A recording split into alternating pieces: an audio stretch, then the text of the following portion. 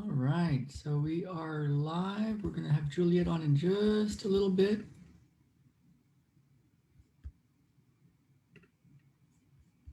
I am super excited to have you meet Jeweliet Tangen, and we're going to be going live in just a little bit. So come back to this page in just a second, and we will be live.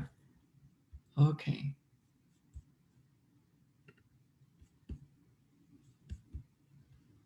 Okay.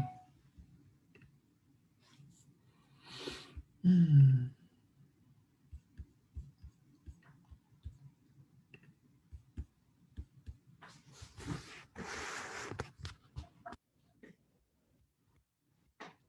Hey, Juliet. Hello. You're sideways. Never mind. We'll go this way. Hello. I'm so excited to have you here. Thank you for being with me and being with us. And I'm going to share in our Facebook. It's already in our Facebook group, Beyond Limits with Ralph Havens. So thanks for being here.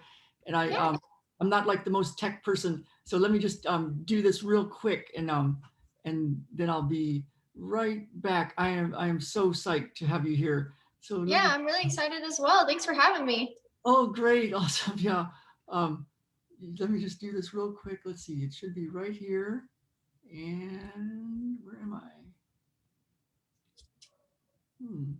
There it is. No, there's not. So, oh, that's the page. Yeah. Oops. Okay. Okay. So it should be right there. Yeah. Should be. There we are. Okay. Let me just share this. Okay. Okay. So yeah, so welcome everybody. And whether you're watching live or replay, I am just so excited to have you here, and so excited to have Jeweliet Tangen. And so I want to give you a little bit about what I know about Jeweliet, and then go right into talking with her, because I just know and I feel that she's got something really big for us, especially during these crazy times, and they can give a lot of hope and a lot of inspiration. And I'm just curious about some stuff, because how do you just, I'm going to have her describe herself, but the best way I can describe her is she's amazing, and she's done, yes, absolutely, and she's done something that I am very intrigued by, because she's taken companies and scaled them in really big ways. We're talking millions and millions of dollars for these companies and these people, and then help them sell and make a lot of money. And so that's one thing that's just amazing. But when you hear her story, and we'll let her talk about whatever she wants to talk about with her story, it just inspires me. Like, how did she do it?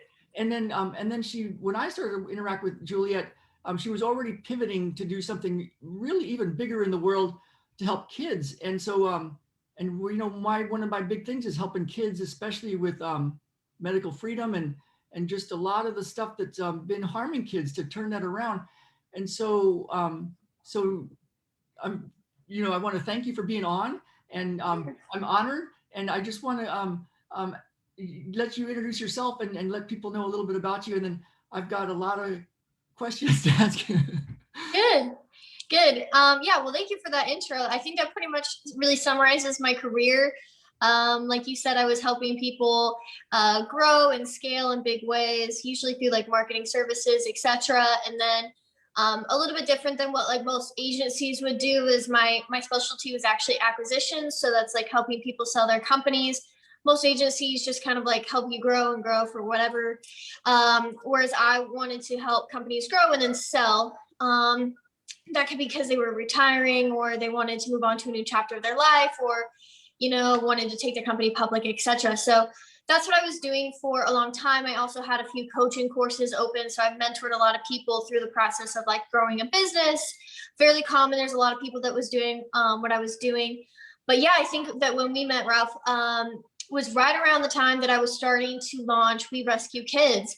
And my nonprofit, that's what it's called, is We Rescue Kids. But I have been researching and thinking about it for years. And I would show up to like events and I would speak at events. And then one of the things I would kind of like casually mention at the end after I like told people my story was like, I'm thinking about maybe one day launching a charity. And after many years, I got such good feedback. People were always like, you should launch that charity. You should do it. You should go for it. I was very nervous for a lot of reasons, more than I was for any of my business things. Like I would have coaching courses, launch them. I would have businesses and launch them, no problem. But I got very nervous to launch this charity. And I think it's because it changes the way that people view you. And I was afraid of like what people would say and think. And I once you're in this space, you can never get out of it too. Like you're always kind of like attached to it. And I also didn't want to like hurt any kids on accident, you know what I mean? Just by like pure ignorance and things like that. But I ended up just developing a really good team of people way smarter than me. And decided to take the leap. And so we launched it officially last September in 2020. And it's been almost 6 months now. And we're coming up on our first like really, really, really big campaign to help kids virtually through COVID. And so I'm really excited about it. That's a little bit about me. Yeah. Wow. So, and you do have the most incredible story, and we don't need to, it's like, you don't need to like go relive the past, but it's kind of cool to know somewhat of where you came from, and intrigued by it because, I help people get over all sorts of chronic illnesses, chronic autoimmune and other chronic illnesses. And now entrepreneurs help them crush imposter syndrome and anxiety and all that inner stuff of what we're protecting ourselves from.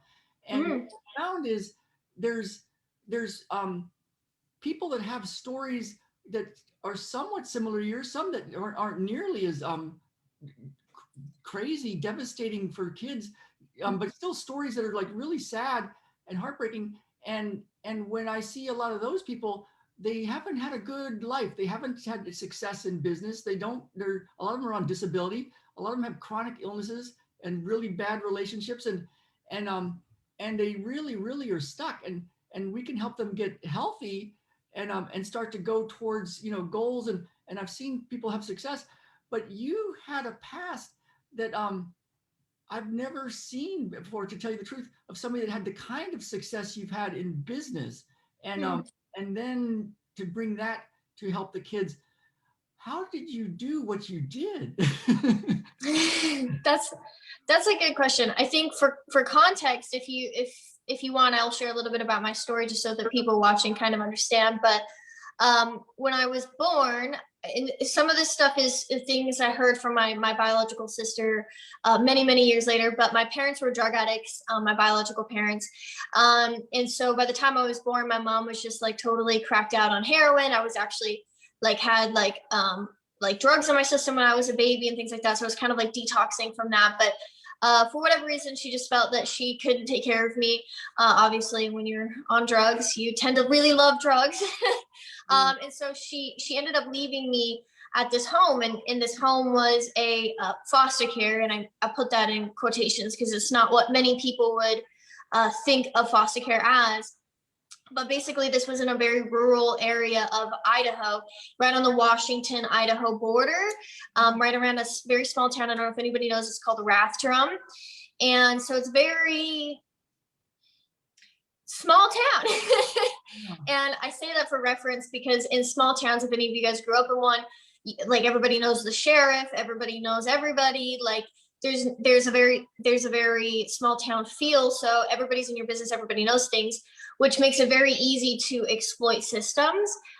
Because if you know the police, if you know the sheriff, if you know everybody, and you can basically get away with whatever you want. So when I was a kid, a baby, I was only a couple months old, she left me in this foster care home, which was being exploited for the purpose of sexually abusing children and keeping children as sex slaves. So the way that the system worked was that there was an older woman in my home who was like the foster parent. She was the one who had the license and that went through all the training or whatever to get certified. And it was always usually a woman because it's like easier to pass and get certifications as a woman. So they would use her and she would accept these children into her home. And then the men and women who lived around her house in trailers, or the neighbors, etc., would abuse the children that would come into her home. And my story is quite gruesome. It's not that any story of abuse is not good. They're all horrible. You know what I mean? They're all very terrifying. They're all very horrifying experiences. My specific story was something that could potentially resemble, like, I don't even want to say this because I don't want to say that it was this, but something very gory, almost like satanic ritual style stuff, where it's very, there's like a ritual to the way that the abuse would take place. And there was a way that they would do things. And there was certain things that would happen in a certain order, where it would almost seem like it was like part of like a ceremony or something to them. It wasn't just kind of like every now and then, you know, they would do or sexually abuse you, you know what I mean? There was like a system, and it was an everyday thing. And I won't go into too many details because I don't want to like upset anybody too much, but it was quite a gory, gruesome childhood, where I think a lot of my trauma, even though I had been through it and this abuse was happening to me, I've had things like being tied up, as being sexually abused. I've had things like, you know, being cut open and things like that. While that abuse was happening to me, as you can imagine, is like a very terrifying, horrible thing to experience. But when people ask me about my childhood, and they ask me like similar questions like, how did you overcome it, or whatever, I want to make something really clear, that the hardest part about the whole story for me to overcome was the visual of having to watch it happen to my friends in front of my eyes. Whereas like it happening to my own body, I feel like I could kind of like detach from what was happening, and I could kind of like, as a child, like just go somewhere else. And as I became older, like I don't feel that I have really, maybe a few times, but really carried that, like that abuse in my own body. But what I do carry is, for many years, I would like go to bed and I'd have nightmares, and I would see like my friends in foster care. They were 3, 4, you know, kids are small, like very small, little kids, 3, 4, 5, 6 years old, just being like gruesomely abused. And those are the things that would haunt me for many years. So to get where I am today, needless to say, I've been through pretty much every form of therapy. So I ended up being adopted when I was 6, and I was lucky enough that the state gave me health insurance, and so I was able to get therapy paid for. So I went through behavior therapy as a child because I had a lot of brainwashing, which we can go into. You can ask me questions at any point, but I don't want to give too many details and like steal the thunder, so to speak. But went through behavior therapy, then I went through talk therapy, and then I did EMDR, and I've done hypnosis. This was all when I was like a very small child. And did that until I was about 15. And then when I was 15, my mom, who had adopted me, most amazing woman I ever met. She's a lovely woman. Like she honestly saved my life. I can say I probably would not be alive if it wasn't for her. But unfortunately, she passed away when I was 15. And so I lost all my health insurance at that time because, you know, she died, and my health insurance was through her. So I took a little bit of a break in my therapy and in my healing journey. I started my business when I was 16, and I started working and doing that. It wasn't successful. Just because I started, it doesn't mean it was thriving. But I started it when I was 16, and I couldn't afford therapy for a while until maybe 2 or 3 years ago. I started therapy again, and that was for different reasons. I just felt like I started to get older and noticed that I maybe wasn't 100% healed from some of my trauma, and I had like symptoms in my life, like I didn't leave my house very often, and I would like maybe once a week I would go out. I mean, I used it under the concept of like, I'm working hard and I'm an entrepreneur and I'm just dedicated, but really it was like I was terrified to leave my house alone. And I had like a lot of intimacy problems, as you can imagine, and things like that. So went back to therapy, and this time, instead of going like a straightforward talk therapy style, I really went more for a spiritual approach, I think, which is where I started to get into spirituality and learn about meditating and learn about more about how the world works and energy and things like that. And I really started to, I think for the first time, heal on a deep level, like through and through, was when I started to get into more of those spiritual healing practices. So that's a little bit about that story. And so what an amazing woman and shift that happened when you were 6 to come into that family. Uh-huh. And then, but you took off at 16. Was the rest of the family just like you just had to take off, or like how did you take off at 16? Yeah, thanks for asking that. Most people don't pay attention to that part. Yeah, that's a really important part. My mom had died. She had adopted my older biological sister, so I only have met one person I'm biologically related to. She'd adopted my sister 7 years. So my sister's 7 years older than me, ish. So she had adopted her like many years before she knew I was alive and existed. And then she got a letter from the state saying like, hey, the girl that you adopted, she has a sister and we like to keep families together. So, if you want to like adopt her too. So she hired a private investigator to come find me because the state didn't know where I was. And my mom didn't have a lot of money, but she spent a lot of money to like find me, and when she adopted me, she's like, I did it because I want you and your sister to be together because her and her sister were really close. And she's like, the bond that I have with my sister is so amazing. I want you to be able to have that. So she adopted me. I have like goosebumps talking about it, but she adopted me. And, but my siblings, she had 2 biological kids of her own on top of it. So 4 kids total. They were all a lot older, like 14, 16 years older than me. So growing up, my oldest sister lived in the house with us, but growing up, like we weren't all super close because there's just such a big age gap there. Yeah. But by the time my mom had died, there was a lot of conflict within my family. When I feel like and maybe you can speak to this too, but like a lot of people have died in my family, or a lot of people, like a lot of unfortunately, my friends have passed away as well. And it's like either brings people really close or really tears people apart. And I think for my family, it really tore everybody apart. And I think that I wasn't close with a lot of my aunts and uncles because I was adopted and they didn't really quite understand that dynamic. And I was also so much younger too. So that just like, I wasn't super close with any of them. And when I died, I probably took things a little too personally. Not when I died, when my mom died, sorry. But they would like call my older sister, Jeweliet, who was my mom's biological daughter. And they'd like check in on her every day. Are you okay? Can I do anything for you? And totally amazing.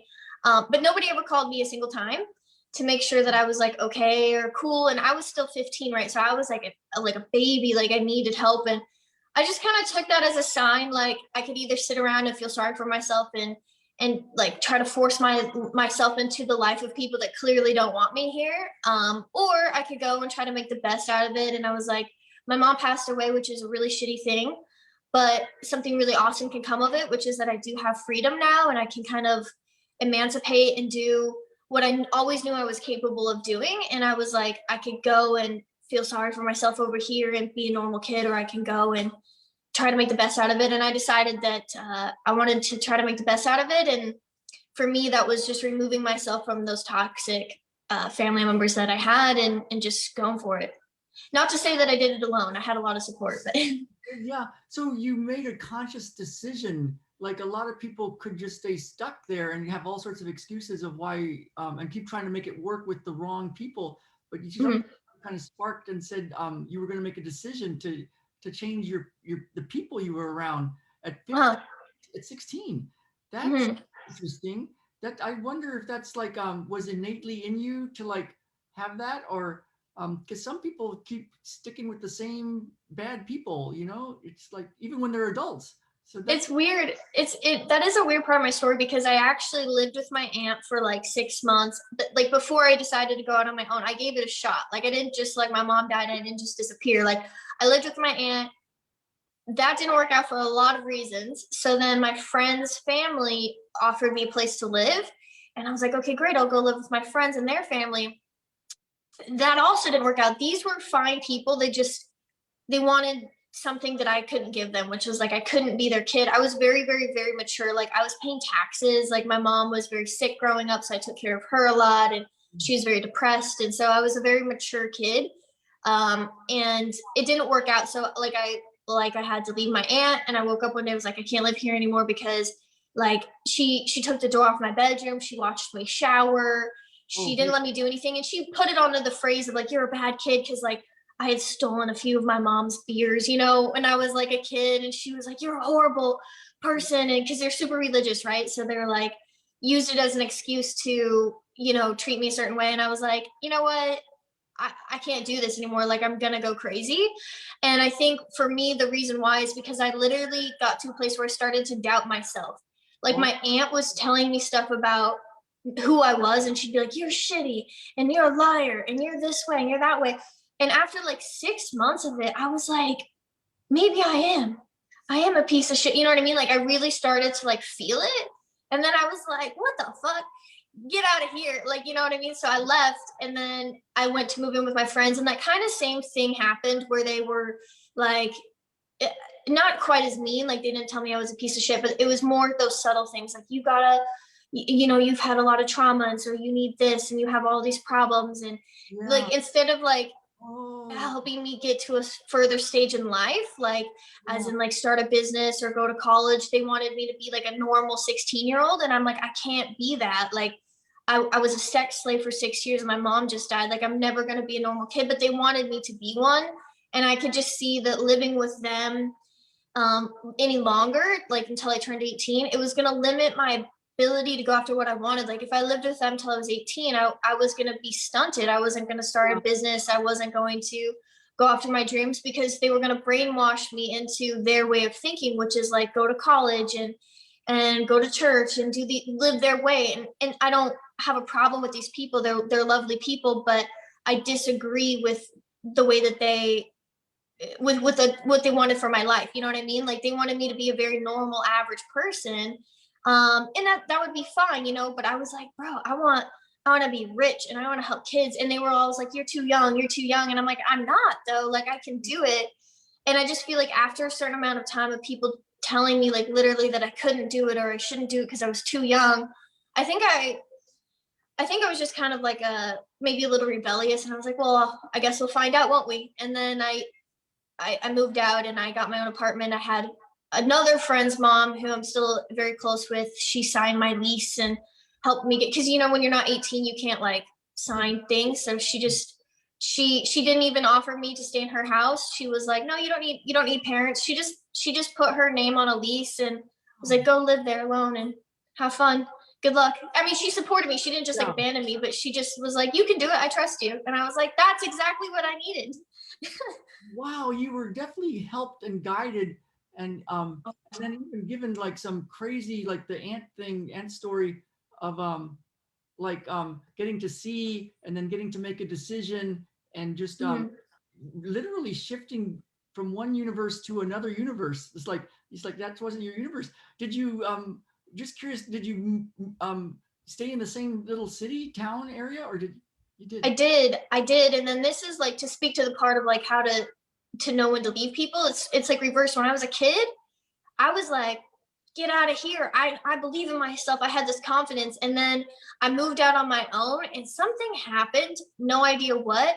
But I eventually, when I was like 19, I met somebody like romantically, and we started dating, and it was a disaster. Like we dated way too long, and I could not leave this motherfucker. Like, excuse my language. Like, and I don't mean that in a mean way. I just mean like in like I could not leave him. And it was crazy to me because I kept remembering. I was like, when I was 16, I left my whole family behind because they like told me I couldn't do it. You know what I mean? And I couldn't leave this dude. He was cheating. He was lying. He was very mean. He was like, he showed up to like work events and screamed at me in front of everybody when I had like clients around for no reason, just to embarrass me because like I didn't buy him a proper birthday gift one year. And so he came and like to a work meeting and was like, you ungrateful hoe, like all this shit. And I like couldn't leave him. So it's crazy that you asked me that because I used to be like that. Then I wasn't. Coming out the other side now. Obviously I left him. I'm no longer with him, but I don't know, my situation really got flipped there. No, it's like you've done stuff that's that's incredible. It's like Mm, incredible because you've had things that were like could have totally like derailed you, destroyed you, and you made decisions and you kind of kept like an entrepreneur testing and tweaking and going, nope, that's not right. And then going, how did you like anything like how did you do the business side? Like, you know, it takes mm. money to have a coach and it takes money to have a business and then you're young and it's like you're gonna scale businesses. Like how, you know, what did you do? Walk into like a business and say, hey, I can grow your company and or like how did you Pretty do the close. side of it? Really? Pretty close. Yeah. Well, I didn't have a coach when I was young because I was obviously didn't have a lot of money. I was working at a retirement home serving food. So I made minimum wage, no tips or anything because it was a retirement home. And so I was looking online and I was Googling like how to make money online, like really broad stroke stuff. What And year was eventually what I year was was in I was in college at the time, even though I was 16, I was taking college classes.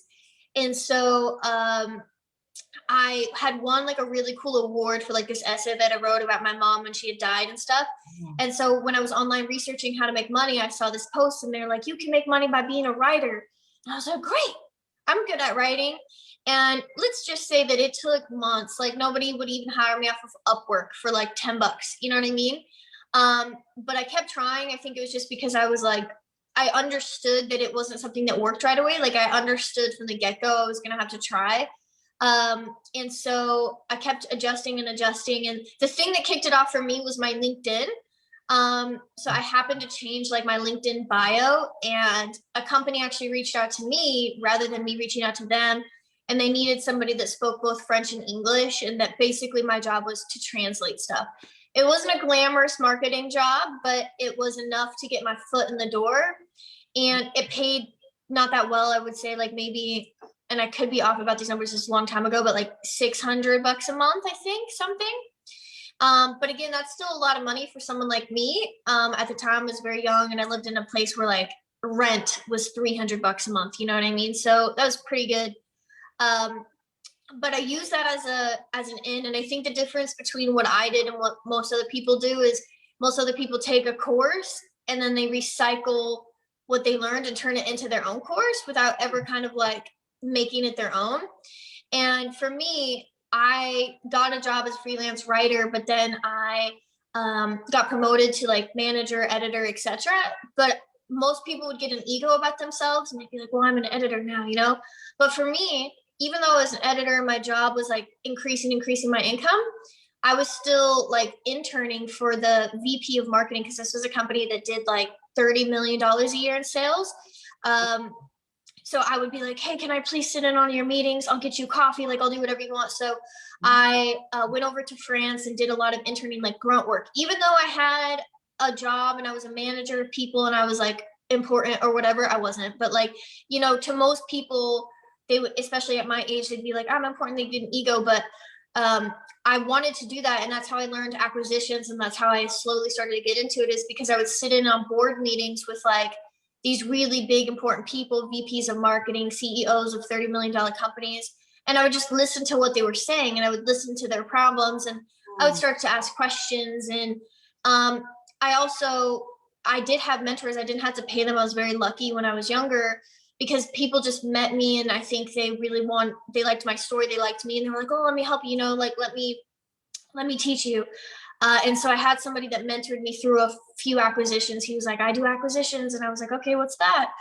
And so I just sat in on meetings with them. And I did that for like 2.5 years.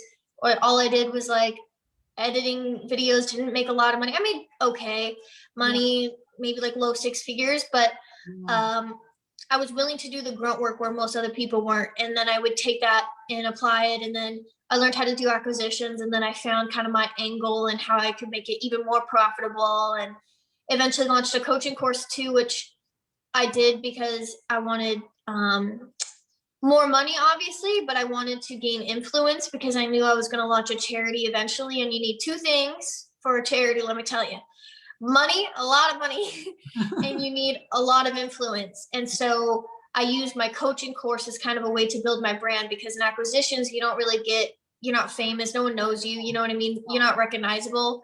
And I wanted to build some sort of like name recognizable for myself, so that when I launched a charity, I would have all these people that knew me, that liked me, that would then come and support the charity, which is what I've done now.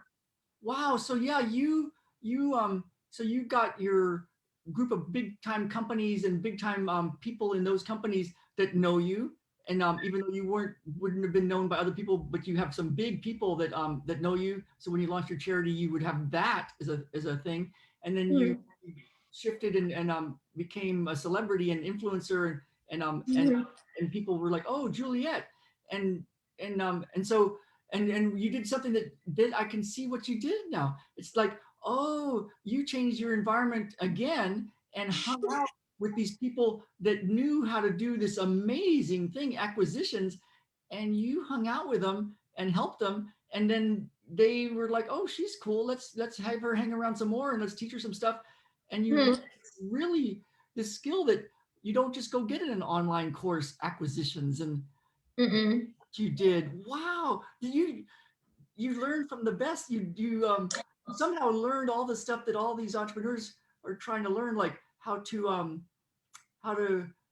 funnel hack somebody, or Yeah. how to get the right role model and just be in the right environment, like model success. You did it. You just Mhm. did it. That is so cool. Thank you. That is so cool. And then you knew you wanted a charity back then, and Mhm. so you just launched last year. I want Mhm. to the We Rescue Kids, and what was your spark, and what do you see, what's going on there, and what do you want to, what's going on with that, like how did that shift happen? And you shifted your business stuff too. When I came into your world, I was like, wow, she had all this successful stuff, and she's selling her stuff, and she's in Mexico. What is she doing? Looking for a cup of Yeah. coffee on a dirt road. It's like, okay, she's doing something. I don't know what she's doing. Kind of tell us. Mhm. Yeah. Yeah, so that's a good question. So I think um, while I was doing acquisitions, and I had a small team based in France that was like, because most of the acquisitions that I did was European based. So I had a small team based in France that was doing marketing service. So like someone would be like, hey, I want to sell my company in 3 years, and I want to sell it for $50 million. But right now I only make 5 million a year. So can you help me sell my company for 50 million? And I was like, sure, if you give me a couple years, we'll help you. So most acquisitions, they don't include marketing. Most of the time you would go to specialist. Most of the time people try to sell it on their own, which is a huge mistake. But if you do decide to go to the specialist basically acts like a quasi lawyer, not really, but like in which they negotiate on your behalf. They set up meetings for you. They do all that stuff that an attorney might usually do. It's just a kind of a different dynamic, because most attorneys that would do that don't like most like, even though the show Suits, people think that attorneys will go and like negotiate on your behalf or stuff like that. They usually don't, unless you're a massive company and you're paying them millions every year. And so most people can't afford that. So that's where like an acquisition specialist will come in, where you don't usually have like a really big $1 million retainer. It might be like a small couple $1,000 a month retainer for them just to pay their bills. And then where they get paid is once you sell your company, you get a percentage, right? So if you sell your company for 50 million, I might get 5% of that, right? You can negotiate those terms, etc. So we were doing that, but we were also doing the marketing leading up to the acquisition, because there are certain things that investors look for when they buy a company. And so we found that there are a few hacks, so to speak, to raising the valuation of your company. So rather than just like showing up one day and try to sell it, if you can, it's kind of like how your house, like if you have a house, if you paint a few walls and you make it look a little bit nicer, it sells for more. Same thing with your business. If you know what things to fix up, it sells for a lot more. I'm talking sometimes 10, $20 million more, not just like a little bit, but like a big difference. So we were doing that over in my European side of things. And then I launched my coaching course over here, and had a team based in San Diego. But I did that for a long time. I think through all of this, I was still dating that guy that I told you about, and I was going through a lot of like personal turmoil, and in the sense of like it was so off and on, and it was so rocky, and it really made me question my self-worth and who I am, and made me feel like, and it's just no way his fault. I allowed this into my life for way too long. I accepted this, but it really made me feel like my value was my money, and it was how much I made. And so it just put me in a really weird headspace. And I think that a couple of catalysts happened. Number one, I went randomly to volunteer at a maximum security prison.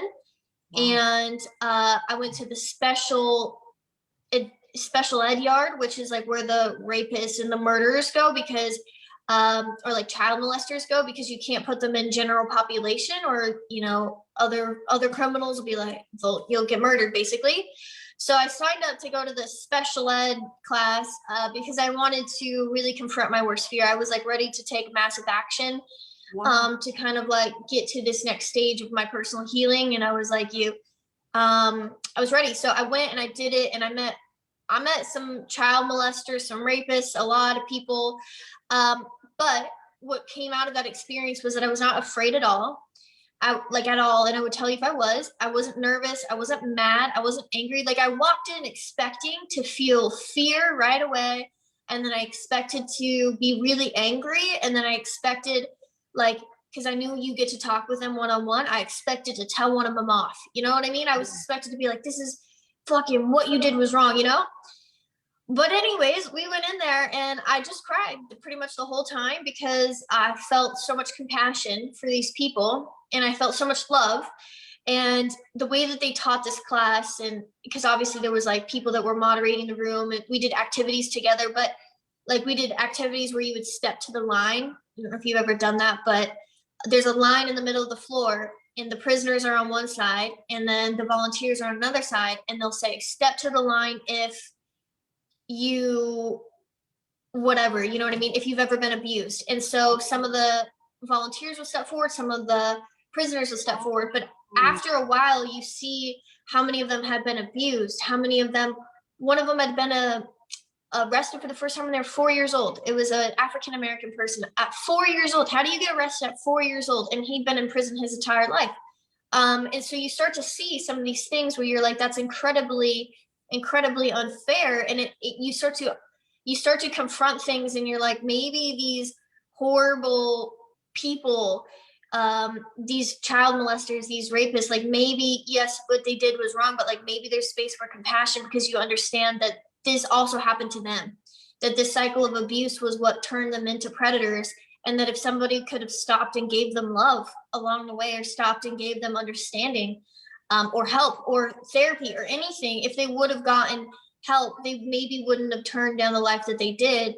And a lot of that is because of most of the people, and there were people of color, and they didn't have money, and they grew up in very poor regions. So if, let's say, somebody was abused as a child, they can't really afford to go get therapy. So they're just stuck in that cycle. And I'm not saying it's right, but what I am saying is that you can understand it after a minute. And I felt so much compassion and love. And I went then on a speaking tour where I was speaking at a lot of people's events, including our mutual friend Akbar's. Oh, I love And I started to share my story. And that was the first time I'd ever really shared it online, because I was a very businesswoman, and I was like, take me seriously, but this was the first time I'd really opened up with people. And something that was happening was that people were coming up after me, telling me I was so inspiring, and they were so impressed by me. But they were telling me how strong I was, and I was like, thank you so much. But in my head, I'm like, I'm not that strong, because I can't leave this like one guy that I'm in a relationship with, even though I know he's horrible and he makes me cry and he makes me feel like shit about myself, but I can't leave him, and I'm not really as strong as you think that I am. And so I had to go through that process of like ending that relationship with him.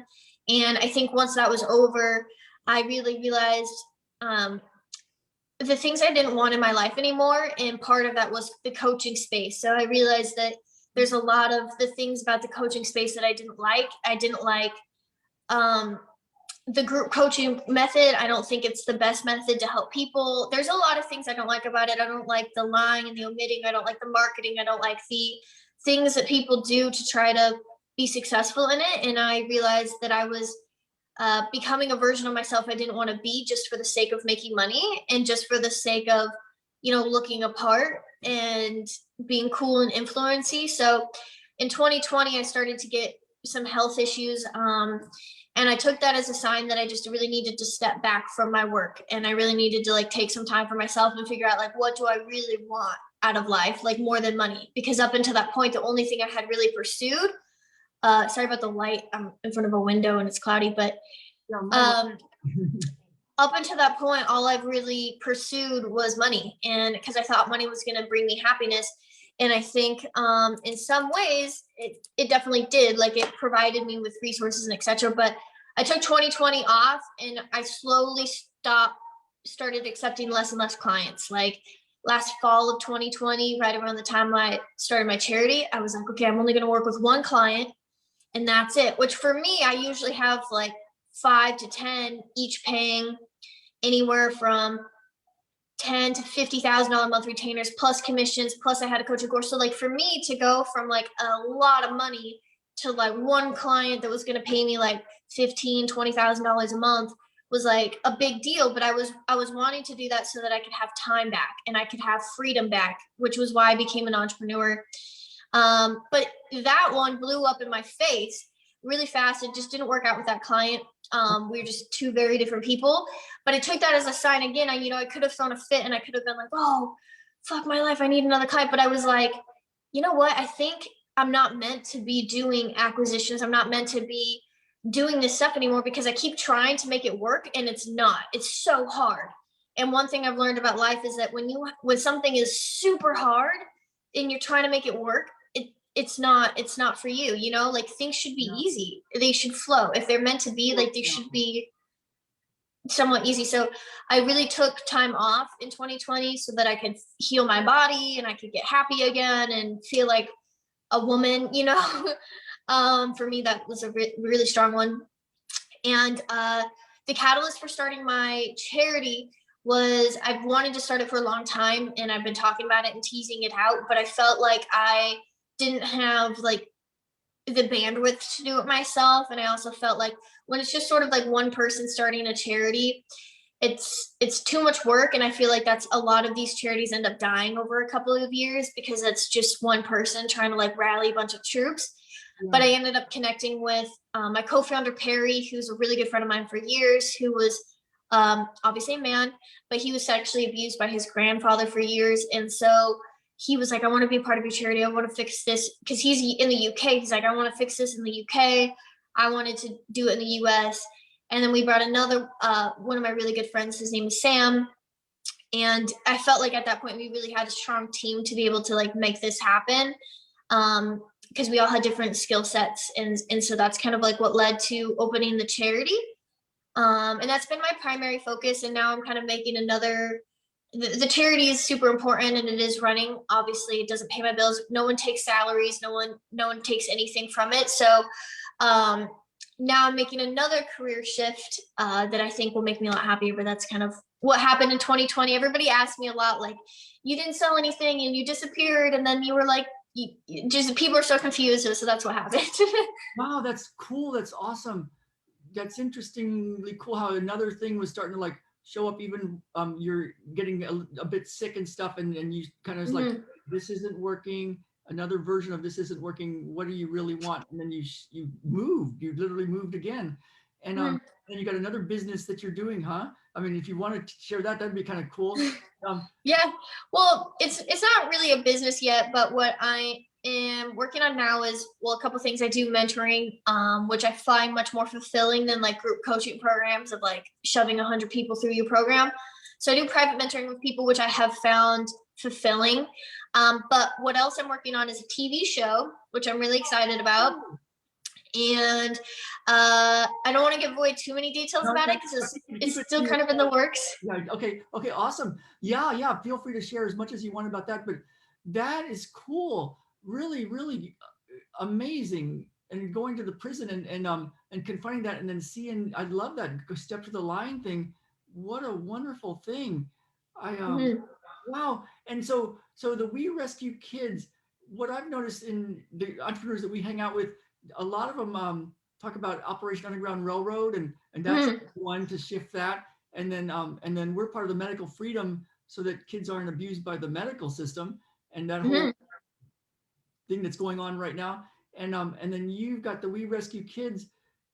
It feels like something's really building. And I do this thing where I can calibrate like levels of consciousness. And I thought, Mhm. I had this idea. It's the work of David R. Hawkins. It's been other people have talked about it too, like muscle tests. Like where is somebody? Are they, are they in, are they bad people? Or are they good people? Is where, Yeah. um, and so I thought, well, I'm going to test this, and I sent it to this calibration group in Facebook that is part of that kind of idea, and I said, can we all get neutral, and after neutrality, then calibrate Bill Gates?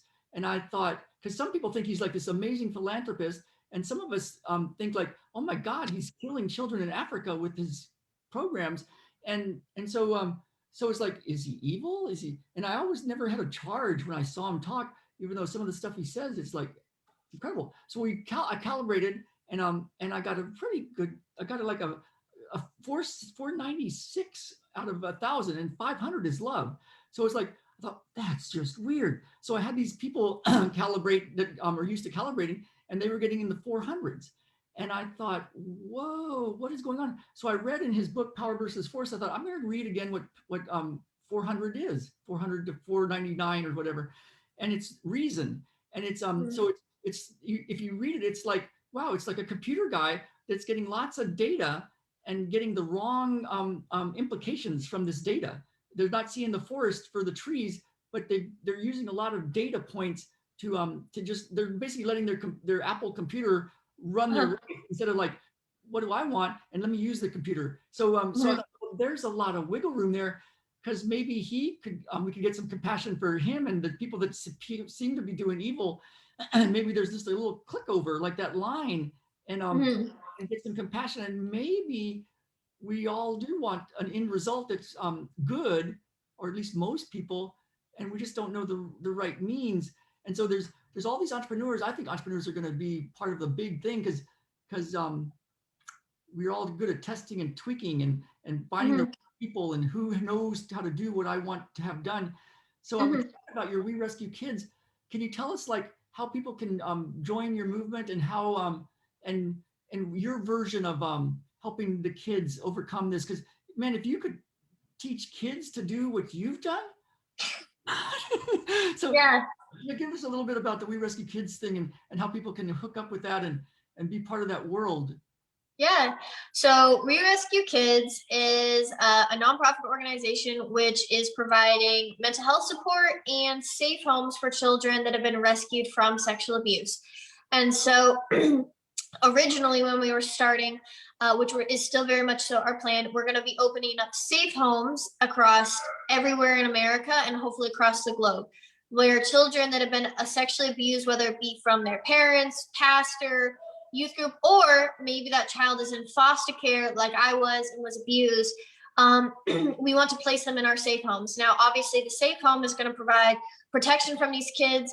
Some of these kids will be coming from major sex trafficking rings. And so there is some level of protection because these rings do come after their kids. These are their assets. This is how they make their money. So these will obviously be safe homes to keep the children safe. But also, what we want to do is create what I'm going to say this, and this is a bold statement, but I want it to be what the foster care system was supposed to be. Okay. And the foster care system ended up being one of the most exploited systems in all of America. A lot of experts will say that. It's very, very sad. But what it was supposed to be is a place for children that don't have homes or that aren't safe at home to be placed, loved for, cared. They give resources, school, as much of a normal life as possible, as well as access to mental health support to help them overcome the trauma that they've been through because they had to leave their home. It's not like that, unfortunately. It is in some very rare, exceptional cases, and that's amazing. Maybe 5% of the cases, but 95% of them don't turn out like that. So, what we want to do with We Rescue Kids is take in children that have been sexually abused and provide them with a safe home to live with as much as a family like atmosphere as possible. So we're not going to have 20, 30 kids in one home. It's going to be 5 to 6 kids in each home. It's going to have round the clock care, obviously, because they're kids. But the thing that we're doing differently than I think the foster care system or a lot of other houses like this is we're going to have a full-time therapist that's going to live on the property. And that therapist's job is going to be to assist these children in their healing journey 24/7. So rather than just like a once a week kind of call, which is still super helpful and that's amazing, we want these children to feel happy and healthy and really get the life that they deserve. I mean, right now most kids are being abused, and then they're like, as a community, we're all just kind of like, oh, sorry that happened to you, get over it now, you know what I mean? And it's like, how dare we as a society allow this to happen, where children are being brutally assaulted, but then on top of it, once they are, for us to not have resources to be able to care for them. Like, these are children, it's not their fault that it happened in the first place, but they're somehow still paying the price for it. Yeah. And that's the biggest thing that we want to change. So we want to be providing these safe homes all across America. Biggest hang up with that is COVID. So it's just a lot of like paperwork processing and things like that, which takes so long with the government's because there's only like a handful of people in the offices to process paperwork. So we are working on opening up our first safe home. Hopefully in the beginning of 2020, we will have our first location up and licensed and running. In the meantime, however, we've also decided to launch a mental health support. So for children that can't live in our homes, because there's a lot of laws about like who can live in our homes and who can't.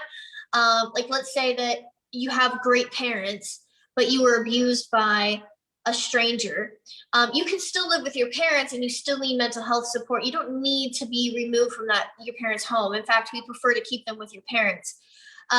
But these kids still need access to mental health resources. Unfortunately, I read a study that only about 7% of Americans can afford mental health support, and a lot of therapy that children need are not covered by their parents' insurance. The specialized therapy for overcoming sexual trauma. Okay, so what we've also decided to do is launch a virtual support sponsor a child campaign where people can donate financially, and all of this money is going to go into a big bucket, and then it costs a little over a couple $1,000s to sponsor a child for an entire year to get mental health support. So we're putting all of this money into a big bucket, and then we'll calculate how many kids we can sponsor. And then we are accepting applications for children starting in March 1st, so coming up next week, for them to start applying for free mental health support. So if you are a child that's been sexually abused, or you know of a child that's been sexually abused, or you need mental health support and you can't afford it, you'll apply to our program, and we will be, selecting people to win the sponsorship.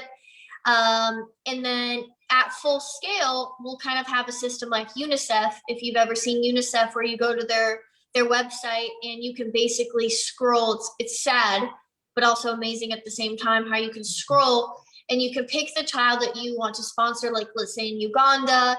And it's usually like $40-$50 a month or something like that. And so you click on the photo of the kid, you read their story, and you can kind of select like if that's the child you want to sponsor.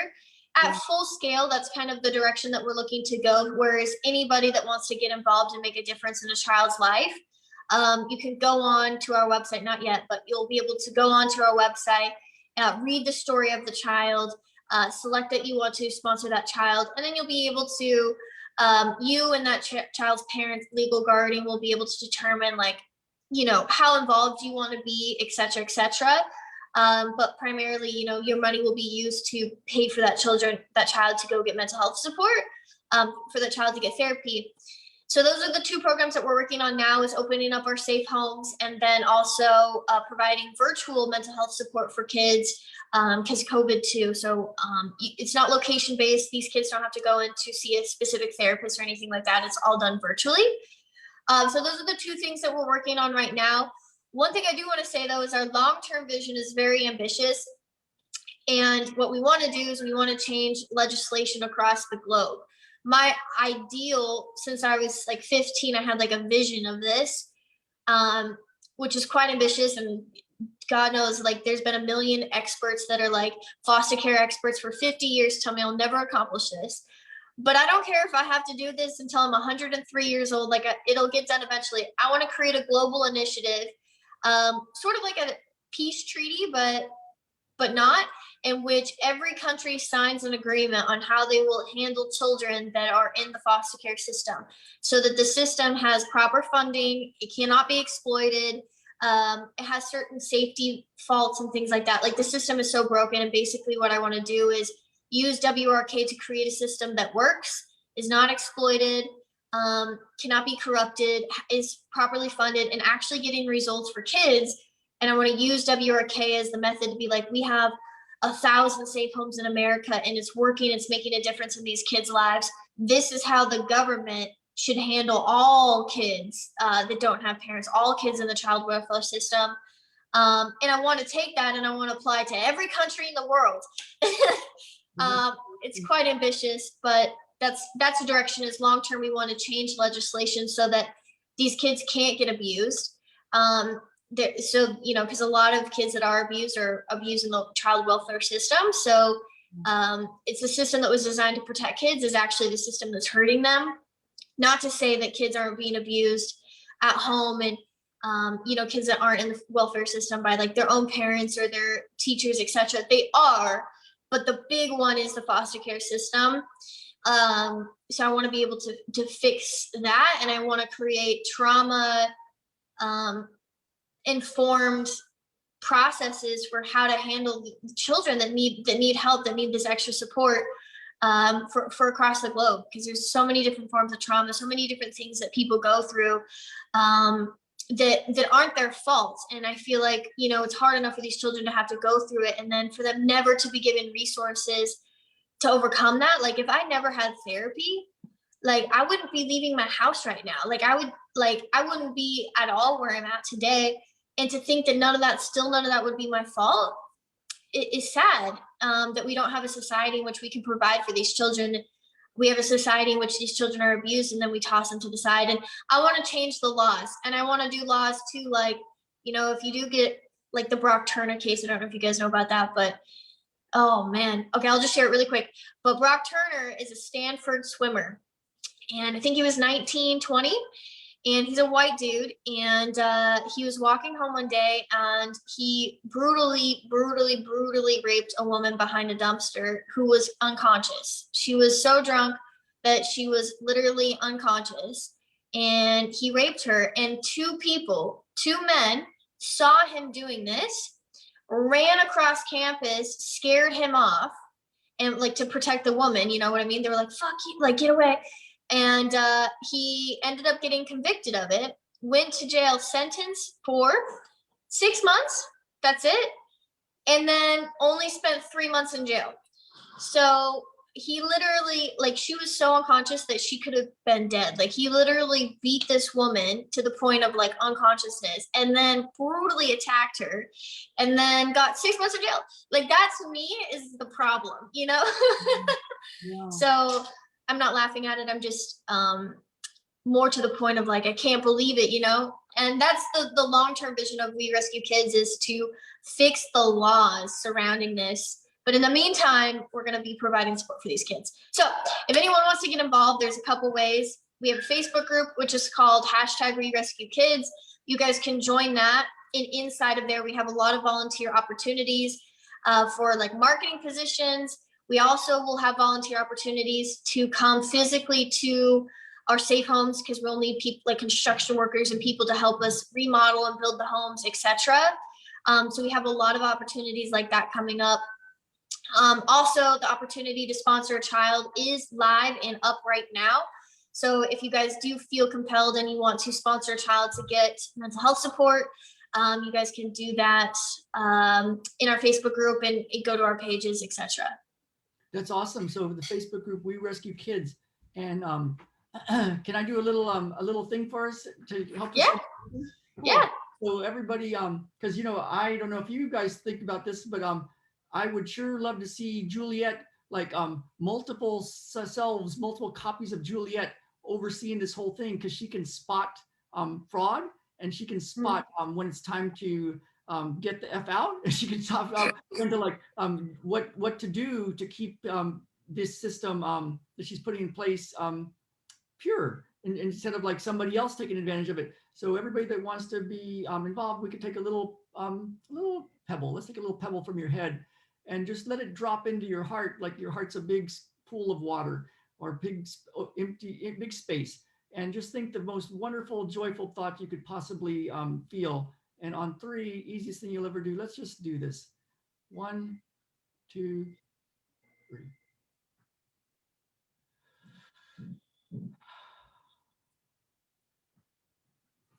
Well, this is awesome, Jeweliet. Holy Zamolians. I knew I was supposed to talk to you. I'm so glad you took me up on it. And I'll share it like crazy. And yeah, thank you.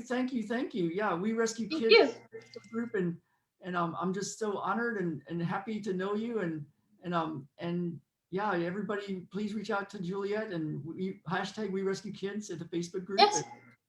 And, let's see what happens. Yes, thank you so much for having me today. I had so much fun.